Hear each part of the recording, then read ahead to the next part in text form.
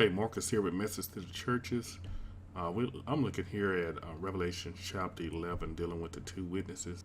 And verse 1 through 11 give us a pretty good outlook about what's coming in the future and things that have happened in the past. And God's people should not be ignorant, because the Revelation chapter 1 says, "Seal not the sayings of this book, for the time is at hand." So understand then the revelations and understanding the prophecy, we should be able to know the time that we're in. And let's look at 1 to 3. Then I was given a measuring stick, and I was told, "Go and measure the temple of God and the altar, and count the number of worshippers. But do not measure the outer courtyard, for it has been turned over to the nations. They will trample the holy city for 42 months. And I will give power to my two witnesses, and they will be clothed in burlap, and will prophesy during those 1,260 days." Now, when he said he was given a measuring stick to measure the temple, the altar, and them that worship therein, that simply is judgment. And when it says, "But do not measure the courtyard, for it has been turned over to the nations, and they would trample the city underfoot for 42 months." This right here is the judgment that was given to Jerusalem. But now when it says do not measure the outer courtyard, it's been given over to the Gentiles. That carries a significant meaning. And we're going to look back at that a little later. But when he said, "I'm going to give power over my two witnesses, and they will be clothed in burlap and will prophesy during these 1,260 days, this is the part where we have a big issue with the churches, seeing that is that the popular belief is that they would prophesy for 3.5 years in the future after the church has been raptured. This right here is a great danger, because it is not true. 1,260 days is 1,260 years, and all the years must line up with the years in Daniel chapter 12. So we're going to take a look at this. Now, I'm using the New Living Translation. I've also used the King James Version and the New Jewish Contemporary Version, the NIV, all different versions. I've took a look at this. I just find that this is a good version to explain things on. But when we look at Daniel, it speaks of 1,290 days, and then it said, "Blessed is he that remaineth until the end of the 1,335 days." So all these days must line up, and it has some meanings for this. If it's not, it would not be written. But 3.5 years is not the same as 1,260 years or 1,290 years, of course, and of course 1,335 years. So what are we looking at here? We would have to go back to Revelations 11, 1 through 3. Now, things that happened in this between these three verses. The temple was judged. It was destroyed. The Jews as a nation, they was judged, and the courtyard, which is the place of the temple, was turned over into the nations, and then they was allowed to desecrate that area. So and also power was given unto the two witnesses. So since most churches talk about the two witnesses coming after the church has been raptured, if this happened 1,260 days after the temple has been destroyed, then that means the two witnesses had to been prophesying along that time. And how can we then we must know who these two witnesses are. and the Bible does speak of who they are. Now, looking at verse 4, the Bible talks about the two olive trees that stand before the Lord. When we look at Zechariah, we see that the two olive trees supplied oil to the seven lamps, or the seven spirits of God. So they the source of the spirit that's here on the earth. Now, who are they? Well, when you look at the heavenly beings that came down from heaven, how many angels do you know by name? Now we see in Daniel chapter 9, 22 and 23, 21 through 23, that Gabriel was sent to give him understanding and insight concerning the vision. Now Gabriel was a witness was one that bare witness to the truth, and he was given Daniel understanding concerning the things that was to come in the future. But check this out. Now, when you look at the next chapter, it gives even more understanding about what's going on. Now, it says here in verse 21 of chapter 10 of Daniel that no one is a help to Gabriel except Michael. Now, this help is to influence the spirits, or fight with the spirits of this world to carry out the visions, or to confirm that the visions and the prophecy will come true. Do you know why I have come? Soon I must return to fight against the spirit prince of the kingdom of Persia, and after that the spirit prince of the kingdom of Greece will come. Meanwhile, I will tell you what is written in the book of truth. No one helps me against these spirit princes except Michael, your spirit prince.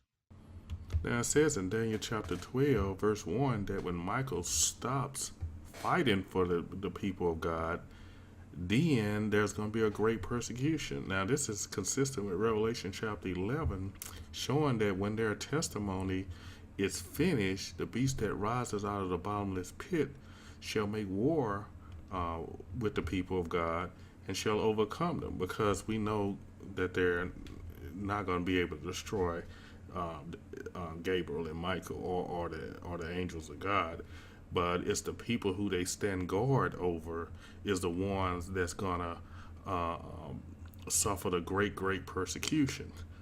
The power of these two witnesses, being Gabriel and Michael, are the ones who represent the Word of God and who stands for the people of God.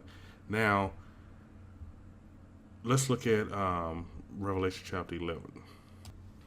Now, as I said earlier, you can't harm the angels of God. But when we looked at Daniel chapter 12, the Bible said that Michael stands guard over the people of God. Now, we understand that when Jesus died, and there was a great persecution of the church. Now, the church got persecuted, first of all, under the Jews in Jerusalem. Then they got persecuted under the Romans, and so on and so on.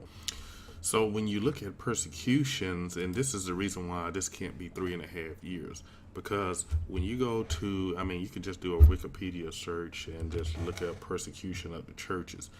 You're looking at a time span from the time that Jesus died, even up to the day, and we know that there's a great persecution in the future. But to say that the church is going to be raptured out of here is to say that all those people who have suffered persecution in the past, they had to go to persecution, but the church today doesn't have to go to through persecution. And that just don't make sense. All people of God goes through persecution, and it haven't came to your doorstep yet. But when you look over here, you just do a Wikipedia search, and when you look at persecutions, from India, Japan, and China, and French revolutions, the Roman Empire, is just a list of of persecutions that the church have went through. So you for to say that this generation will be eliminated from persecution is just not true. And then when you look up the list of persecutions, then just look up list of famines, because once again we understand that if the two witnesses are protecting the people of God, then there's some retaliations. He said with fire, with famines, and with pestilence, and as often as they wish. So when you start beginning to look at the places that persecuted the people of God, and then you come down through and look at all of these, and this is just a list of famines, and look at the time span between all the famines and stuff that have come up on this world. This here are a retaliation from the Lord for persecuting the people of God. Look at list of epidemics, like the Black Death, in Europe and Asia, and you will see even mostly in Rome, which was a big player in the great persecution in the past. They suffered almost a total annihilation of different types of plagues and stuff that came upon the world. So we looking at this stuff and we saying that this future and this stuff has been going on since Jesus Christ's time. So how is it that we coming to this conclusion that the church is going to be out of here, and all this stuff is going to take place while the church is gone? So what do we as Christians do? What we have to do is look back at the timeline, and this time we have to apply all the times together to make sense of everything. So we have to go back to Daniel chapter 12 to draw some conclusion. So let's look at Daniel chapter 12, verse 11. From the time the daily sacrifice is stopped, and the sacrilegious object that causes desecration is set up to be worshipped, there will be 1,290 days. And blessed are those who wait and remain until the end of the 1,335 days. So what are the things that must happen? The temple must be destroyed. The sacrifices have to cease. And the sacrilegious object that causes desecration have to be set up. Now, sacrilegious object is definitely a symbol that desecrate the area. It's something that's put there to give an insult to the Lord. Now we understand in Revelation chapter 11 it says, now leave the courtyard. So basically when we look there, and let's go to Jerusalem now, this is basically the area that the temple was at, the Temple Mount, and what's sitting there, the Dome of the Rock. So that's Islam. It actually has nothing to do with anything that's of the tradition of the Jews. Matter of fact, no Jew is allowed there. So that's a sacrilegious object, and then the idea is that supposed to stay there until the return of the Lord. So when you look at that and then go over to just the history of Jerusalem and start looking at and start putting the times together, 1,260 years, even from the time that was set up, came out to be 1948, and that's the time that the British mandate ended, and Jews was allowed, even through war, Jews was allowed to come back.